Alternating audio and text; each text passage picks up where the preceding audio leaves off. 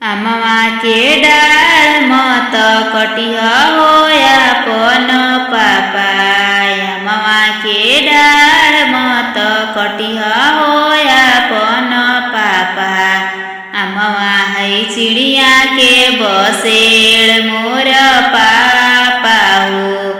अमवा है चिड़िया के बसेड़ मोर पापा हो त सबेर पापा चिड़िया उड़ी जाई है हो त सबेर पापा चिड़िया उड़ी जाई है हो।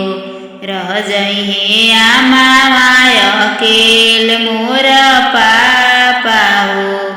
रह जाई है अमवा अकेल मोर पापा हो। निमिया के डाल मत कटिह होया पन भैया। निमिया के डाल मत कटिह होया पन भैया।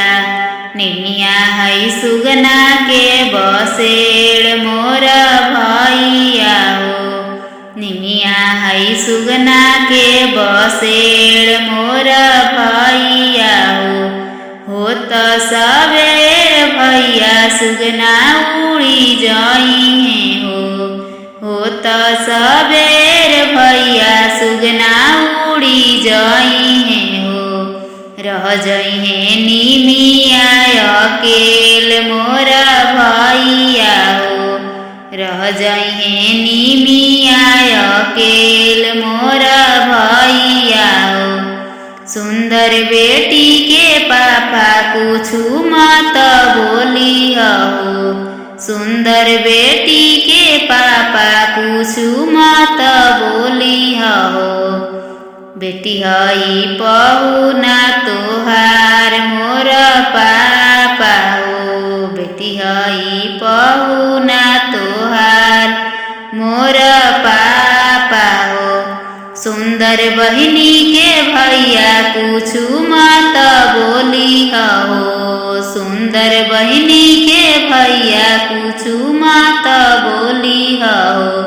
बहिनी हई पहुना तोहार मोर भैया हो। बहिनी हई पहुना तोहार मोर भैया हो।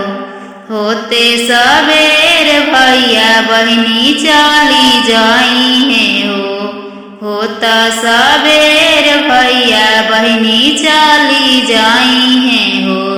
रह जाई है भाभी अकेल मोर भैया हो। रह जाई है भाभी अकेल मोर भैया हो त सबेर पापा बेटी चली जाई है हो त सबेर पापा बेटी चली जाई है हो। रह जाई है मम्मी अकेल मोर पापा हो। रह जाई है मम्मी अकेल मोर पापा